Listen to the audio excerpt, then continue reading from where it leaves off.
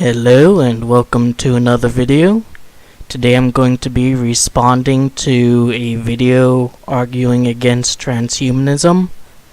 And if you want to know where it falls on the range of people with their own views on the subject who disagree with mine but aren't in any way nutty or silly or egregious, to these people sound like they ought to be in a loony bin, I will mention that the title of the video I'm responding to is Transhumanism Soul Trap. Many will be deceived. Can you guess where it falls? What's up, guys? This is Primitive Roots here, creating an environment where we can connect deeper. In this video I wanted to talk about the alien soul trap, the transhumanism agenda, and how we're leading up to this point in time. And basically, well, with a name like Primitive Roots, you could imagine this person probably has a lot of very astute observations about the modern world and technology. Also, it's worth pointing out that this is the second guy I've responded to arguing against transhumanism who doesn't have a shirt on. The first guy was far more reasonable and actually grounded in reality. But I do wonder, is this going to be a trend? humanity has been enslaved by multidimensional beings. Pretty obvious if you've done your research and you look at all the factors leading into what makes up this construct that we live in today. He doesn't explain the hows and the whys and the whats and the wheres and the whens or anything really specifically about this enslavement or these interdimensional beings, but it's obvious. Don't you know? It's obvious if you do your research, which likely means just reading all these different unsubstantiated blog posts and articles and conspiracy videos about how we're being enslaved by interdimensional beings, with even less good reason to accept their premises and accepting the premise of this video. We have been manipulated just like a simulation by multidimensional beings infiltrating into our reality, feeding off of our energy and vibration at this low point in time. You're going to hear the word vibration quite a bit in this video. He doesn't explain what's actually being vibrated, just that there's some vibration. And also, how is this like a low point in history?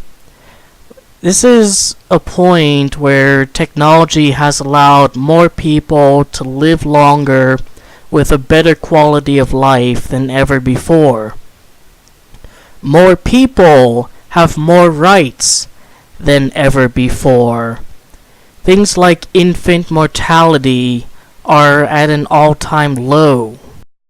The biggest problem today is that a lot of these beneficial things in life aren't very well distributed, to the point where a small fraction of a population of some countries live exceptionally well without a worry in the world.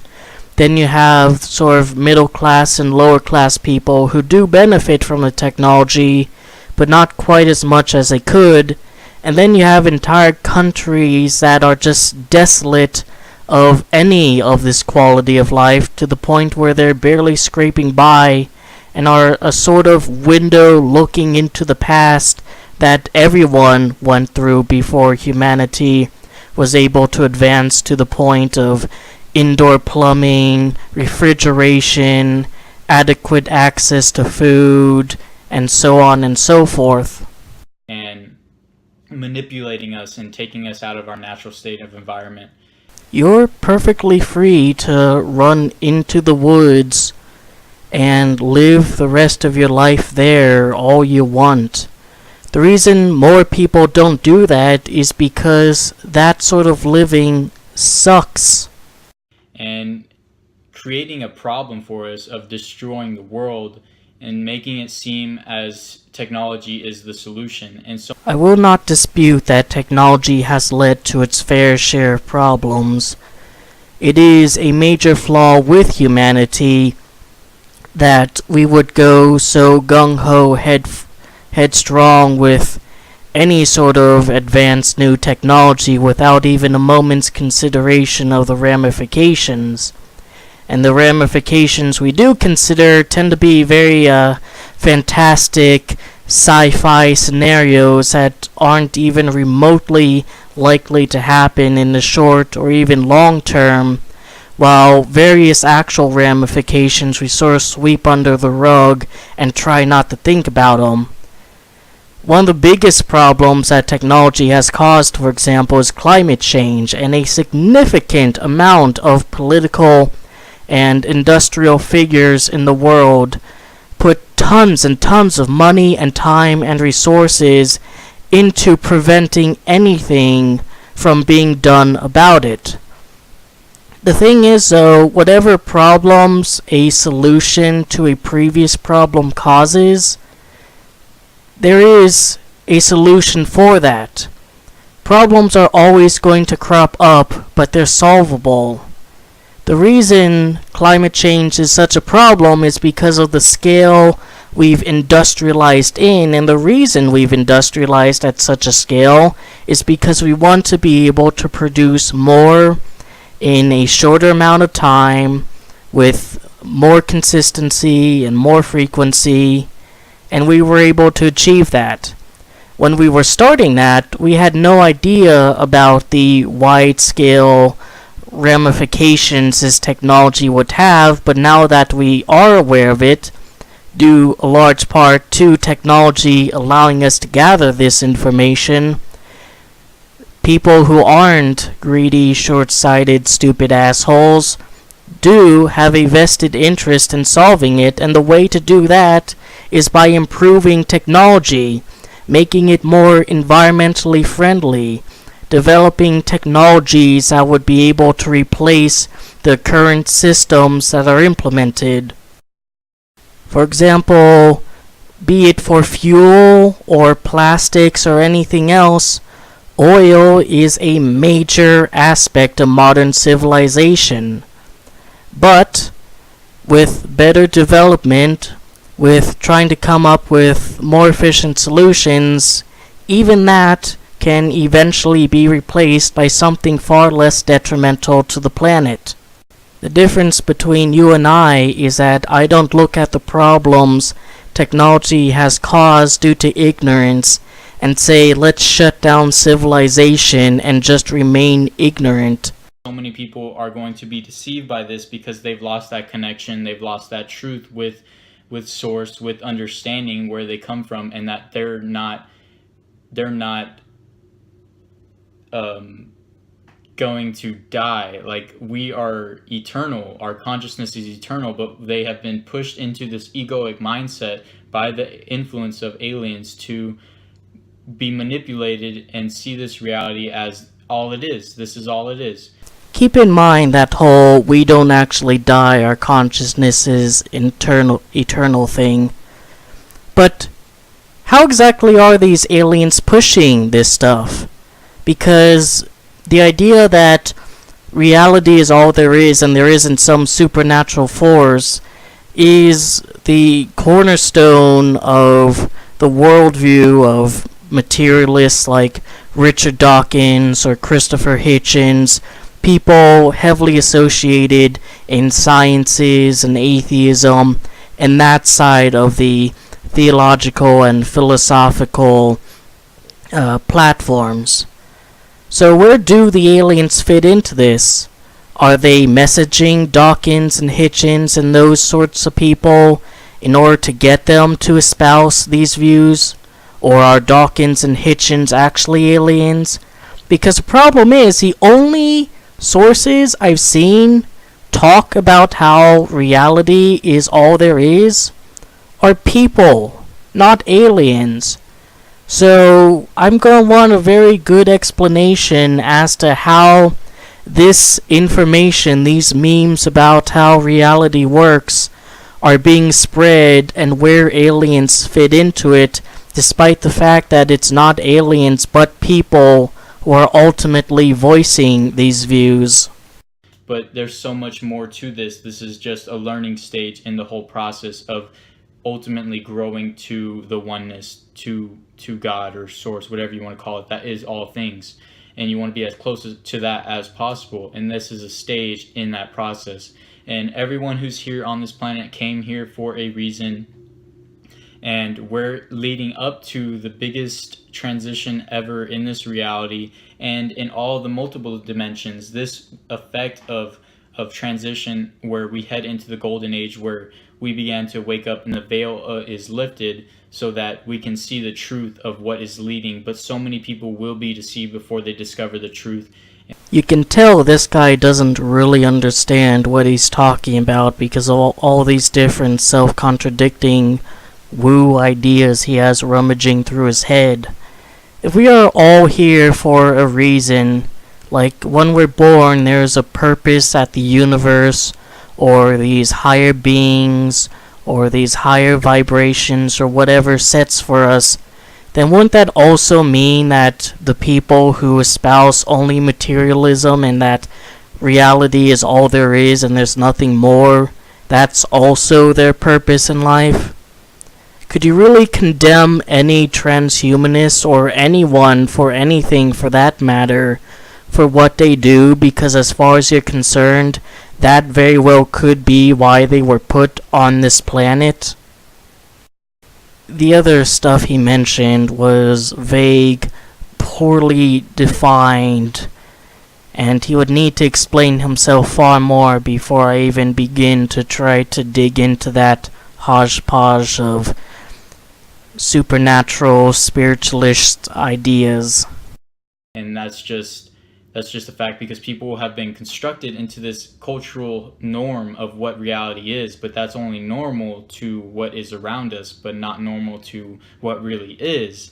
And we have been taught and continually taught by programming through many shows, just like Altered Carbon, that transhumanism is going to save humanity, is the savior, when we don't even need saving. We're already saved.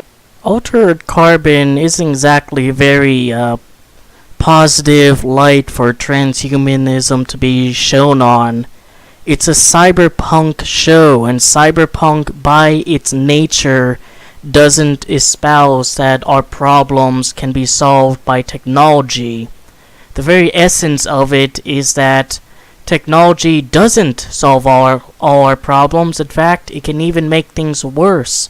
Unless society improves along with the advances in technology, things will only get worse and worse for the general population.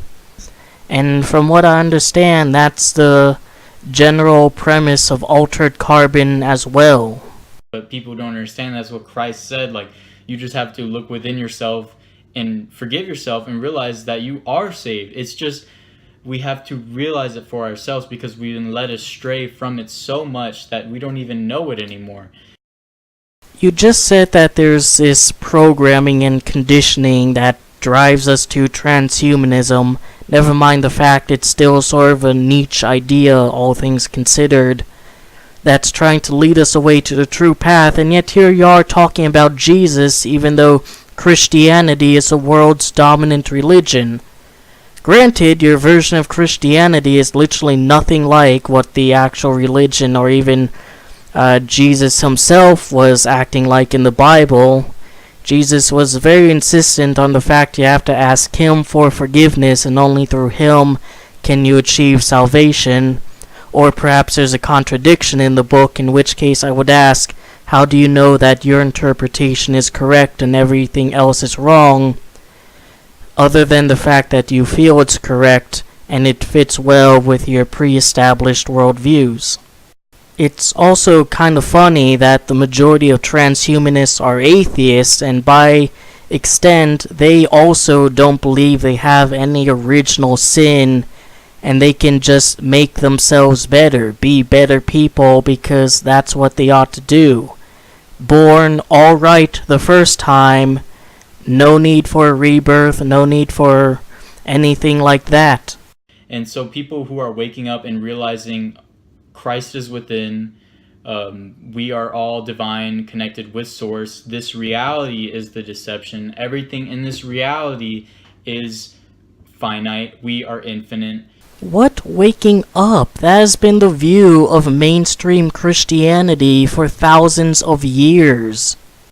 The idea that reality is all there is and there isn't some ethereal, supernatural, spiritual realm out there that we go to when we die is a far more recent philosophy that has been far more recently widespread than it has ever been, ever. Somehow, for the first time, materialism and atheism and transhumanism are starting to gain foothold among the population, but yet we're also somehow moving toward even better mindsets. And that is why we must transpire this reality. And people who realize and wake up in doing that, they help raise the vibration of the planet and all beings around them. What exactly is vibrating, though? Through their consciousness and the vibrational energy that they give off. That is 100% word salad without a lick of actual meaning to it. I can do it too. We are entering a golden quantum fluctuations through our spiritual oneness of our bowel movements that transcend the dark, low vibration of the Big Macs we have eaten into a unified, wholesome, godly, Christ-like vibrational fecal production. Just toss in enough buzzwords and you can argue for literally anything, really. And so, as we lead into this time where we are being pushed this idea that transhuman technology is our savior, it's creating a false sense of oneness. So people are going to go and plug into the matrix, the technology, the being eternal consciousness in this reality, and thinking that, yay, we're infinite now, we can survive forever. But you're already infinite, you're just trapping yourselves into this finite reality. Which is why they plug themselves into the matrix where the limits of this reality do not apply. You just don't like it because it involves technology and not some weird mixture between Christianity and spiritualism. When there's so many more realities above it, but that is the control system. That is what the aliens, the multidimensional beings want us to believe, so that they can trap our souls in this reality and continue to feed off of us at a low vibrational state. So how are they trapping us? How are they feeding us? What's the difference between a low vibrational state and a presumably higher vibrational state? What are the actual observable effects of it? None of these questions get answered in this video. He might have discussed this stuff in other videos, and if he did, then so be it. But it is a bit unfortunate that he's just throwing out all these different belief systems and ideas without a lick of justification for it. And so as AI starts to transpire, humans will reincarnate to AI or into transhuman beings. And well, I'll give him one thing. This is the first time I've ever heard anyone argue you can reincarnate as an AI. Now, what he thinks when he says AI is probably very different than what AI actually exists. He's probably not thinking that you'll reincarnate as a GPS system or the software that handles financial transactions at an ATM, or Deep Blue, or any other chess-playing AI for that matter, but the Terminator, or the robots from the Matrix. Live forever as a soul trap, as a conscious trap in this reality for aliens to feed off of us. And literally, we have already been in a soul trap, but it's about to lead into a point where you can't escape this reality. You're not going to Ah, jeez, Rick, now I'll never meet my waifu. Gonna be able to escape.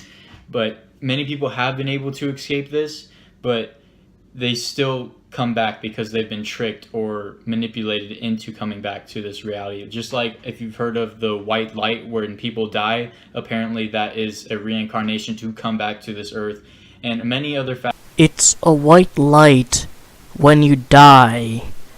Presumably the only roadblock to being able to get to that point, to that area, wherever it may be, is just to die. You make escaping this reality seem like something that requires some higher spiritual thing, when so far the only example you've given of escaping it is literally just dying. Anyone can do that, mate. And if you've actually paid attention to any of these stories of white lights, the results of people's brains going absolutely sporadic during near-death experiences and not actually them being teleported to some different realm, the story tends to be that they're in a completely dark room and the only thing that exists other than them is this white light that calls to them. And a lot of the times they see Jesus there. You know, the very same Jesus you insist has taught us that we're all actually infinite and we just need to forgive ourselves and all of that vaguely Christian ideas. The point is, his description of this scenario, you're in this room and there's this white light after death, doesn't really match up well with the rest of his beliefs. Like, if you ended up in that situation, where would you go other than the white light to not be reincarnated back into this reality? Factors, if you listen to Dave and Ike, play into this, which is like Saturn and the moon. Apparently their frequency keep us suppressed into not escaping this dimension. And once again, completely meaningless because nothing is explained. How are Saturn and the moon emitting these frequencies? Why just Saturn and the moon? How does it keep us suppressed in this dimension? If we traveled way outside the solar system, would we suddenly be able to enter into a different dimension, a different reality, unconstrained? And returning and reincarnating here as a soul. But as we head into this transhumanism AI twist, which AI is already controlling humanity, you can see it through all of our cell phones and how people have given away their lives. And that is why once this crash happens, where I think this is what I have come to realize, that it's going to be a crash of the grid, so that they create a problem and then they come in with the solution, and maybe aliens come in that have always been here but are coming in now to save humanity, but they've been constantly manipulating humanity. Crashing the grid, which I assume he means like the entire infrastructure of society, our electrical infrastructure, our access to the internet, that sort of stuff, would grind modern society to a halt. There are so many people, be it politicians, industrialists, scientists, just anyone with any stake in the modern world, whose entire endeavors would be grinded to a halt along with society. It would be far more trouble than it's worth to intentionally ruin absolutely everything just so you can have aliens come down and try to save us, even though those aliens have already existed here apparently and have already been manipulating us. Like, you couldn't think of any possible way that could be carried out without collapsing modern civilization. Certainly the aliens wouldn't just come down and offer a solution to climate change with terraforming technology or whatever. You already think that we're being taught that technology is our savior, meaning there's something already in existence that we need to be saved from. Why wouldn't the aliens save us from that with technology, rather than set up this cataclysmic world-ending scenario that a whole slew of people would have a super vested interest in not happening? This also brings up the question of why there haven't been any leaks or anything reported from any sort of mainstream source. A conspiracy at this level that aliens are programming us and teaching us materialist philosophy would be a very difficult thing to keep under wraps by any organization or country or military or whatever. And yet these claims are able to be freely espoused by the likes of you on these public platforms, and somehow you were able to have access to this knowledge, presumably from other people on other very public platforms. It's quite interesting that none of this has actually been kept under wraps. It's freely available to know about, but only to know about and no actual evidence for it, conveniently. So it's very tricky, but to know that this world is a deception altogether and that the divinity is within and it's okay to die. Dying isn't a bad thing. I don't know why, I don't know, that sounds funny, saying that to people, because the reason people don't like death is because it's the end and there's nothing after that. There's no new game plus.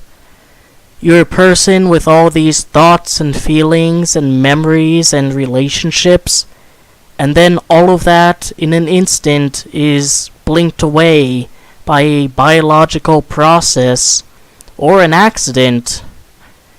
And the people you leave behind have to suffer that loss of someone they cared about so dearly and had such an impact on their life. Nobody likes death.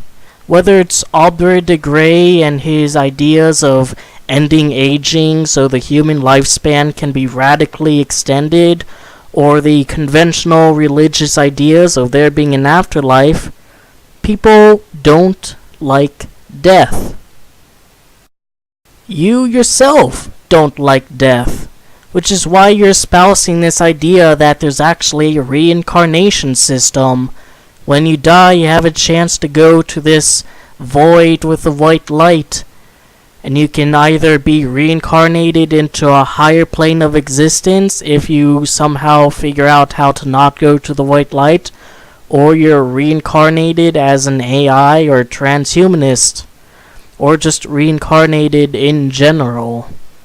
You also believe strongly, I assume, that death isn't the end.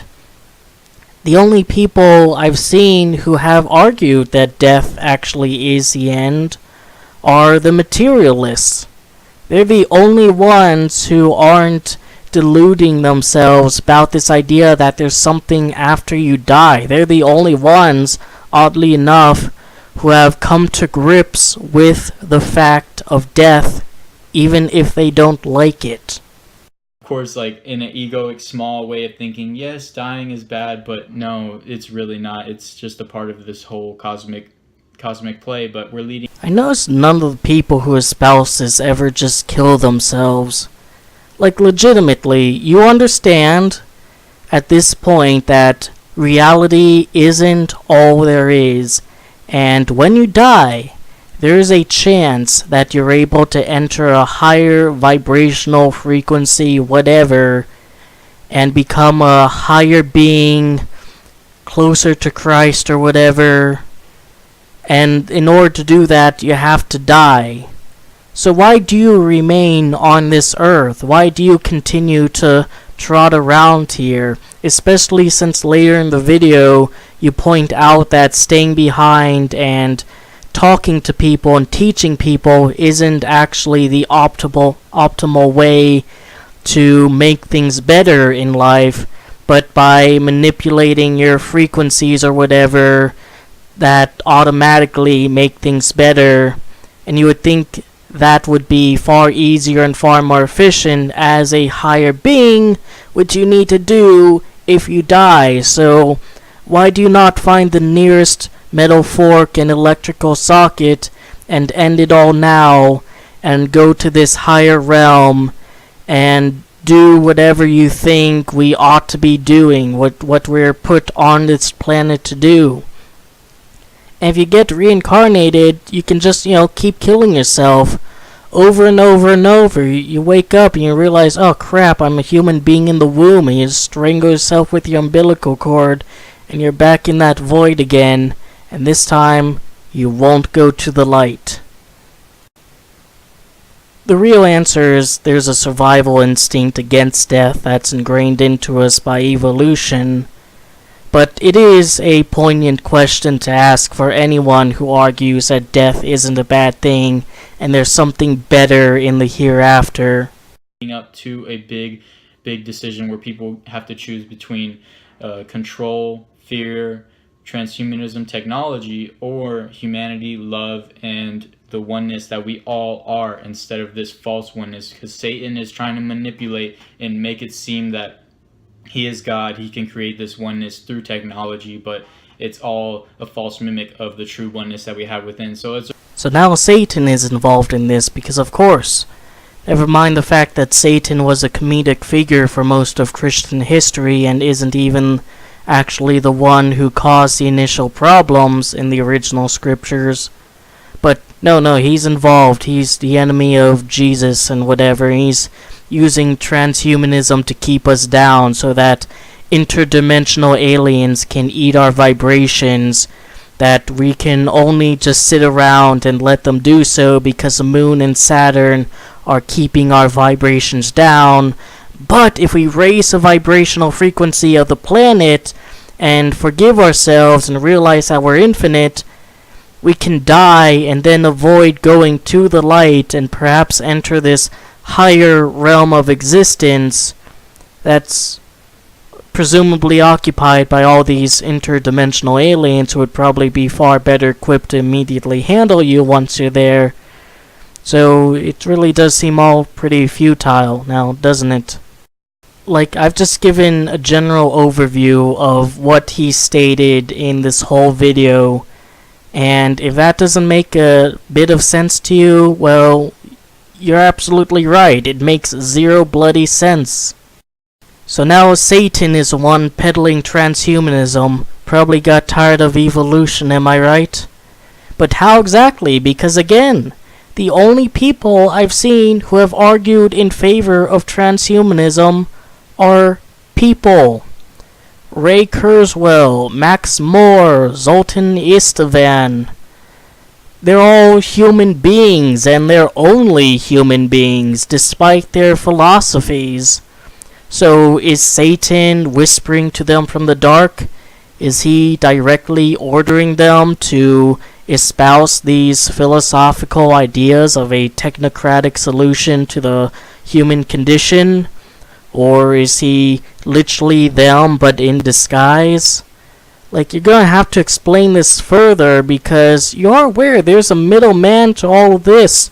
Between us and Satan, there are people who are espousing these views, and not once in any of these notions or declarations that Satan or God or whoever is intervening has anyone ever adequately explained exactly how. How is point A, God, Satan, whatever, interacting with the middleman that leads all the way to point B, us? It's a really complex game that's going on right now, but like, it really is that it's just kind of like a game to most, but it's serious game. It's a serious game. You don't want to be on that fear side. You don't want to be on that control side, because you want to be with God. You want to connect as close to God as possible. So you want to. I thought we were able to choose whoever this mysterious higher being is, but no, apparently it's specifically God. And presumably this specifically the one in the Judeo-Christian mythos, as you've incorporated other aspects of those mythos into your spiritualist philosophies. transpire this reality, transpire multiple dimensions. And since we are transpiring the dimensions we are trapped in, presumably we would be transpiring the limits those dimensions impose on us. And those limits are also essential to the limitations of humanity. We, after all, can't just violate the laws of physics, now can we? And therefore, you can almost say we are transcending humanity. If only there was a term for that. But jokes aside, I've pointed out previously in this video that he argued, we're going to plug ourselves into the Matrix or something and experience an infinite reality, but it's all a falsehood because we're already infinite, but reality itself is finite. I point out that, well, that's why they're plugging themselves into the Matrix, so they aren't limited by this finite reality. And the only reason he doesn't like that idea is because it involves science and technology. And it's the same thing here. He believes we can transcend our limited state as people by raising our vibrational frequency or the vibrational frequency of the planet or whatever. And conversely, transhumanists believe we can escape the limits of humanity that cause so much suffering by means of science and technology. And the only reason he doesn't like the transhumanist solution is specifically because it involves science and technology. It espouses that technology is the savior, and that's somehow wrong, even though technology has been the solution to multitudes of problems that we faced throughout our entire existence. It's rather anti-intellectual, if I do say so myself.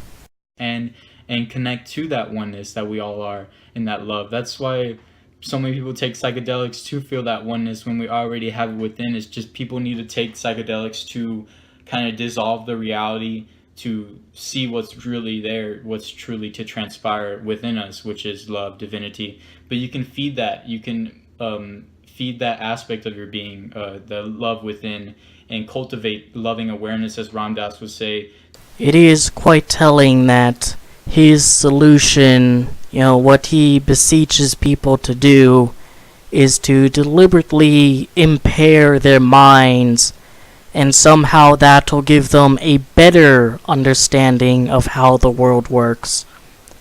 Now, I don't give two shits if you take drugs or not, be it salvia, which is, his vice of choice, or marijuana, or LSD, or any of that.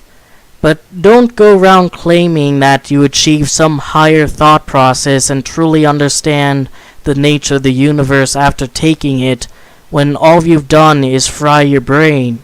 To where you can affect so many others in this reality, not by talk, not by discussion or hanging out, which can, but you see the monks, they don't really talk. They're silent monks even too, and they don't even talk, but their consciousness at such a high level that it flavors the reality without them, around them, and helps uplift the vibration of the planet. So there you go. It's not talking or communicating or anything like that that is the best course of action, but just having a higher state of consciousness.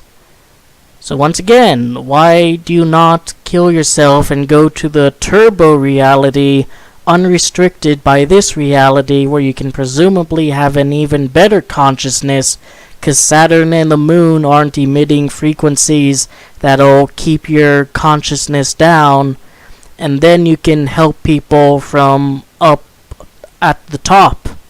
Really why we're here is to uplift the vibration of the planet and realize this, and no idea how to do it, but that's why we're here. See how far we can spread this awareness, and I hope that this video kind of helps you to understand it. It's extremely complex and it takes a multitude of time, but when you wake up, that's when you can begin breaking down the barriers you've had built up in this reality and start to see the truth that is right in front of our eyes. It's just literally we've been controlled, brainwashed into seeing it a certain way.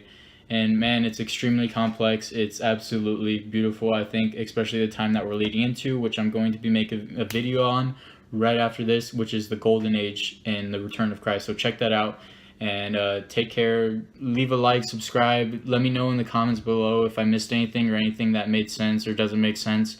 Just give me some feedback. But that's it for this video, guys. Take care. So that's a video, and you might have noticed there isn't actually a lot about transhumanism in it. It's more transhumanism mentioned in the midst of all this other quackery. And that seems to be a regular theme among the, shall we say, more loony opponents to transhumanism, where it's tied to all these different ideas about how the world works and who's really in control, and humanity is all a bunch of sheeple to this overwhelming force. And it's never just, here's why transhumanism won't work, here's the direct effects it'll have on society, here's why it's bad, and perhaps here's, a much better solution. I mentioned previously that this is the second shirtless guy I've responded to, and the first one actually was able to just talk about transhumanism and why it wouldn't work. I don't understand why people like this guy or Alex Jones or whatever aren't able to just do the same. Although I suppose it is just because they have all these, weird fantasy notions about the universe that's all connected in their mind, so they of course have to go into all these different tangents. Have you ever seen a channel or responses to a channel called Spirit Science? That's a pretty good example of this phenomenon. Just this amalgamation of spiritualism and traditional religion and conspiracy, all shoved into this one worldview. Sort of this odd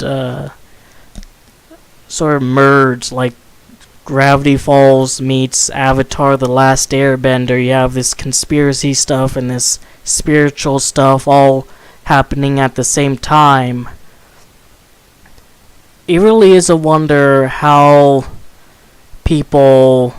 these people actually think, or what they actually think is happening behind the scenes.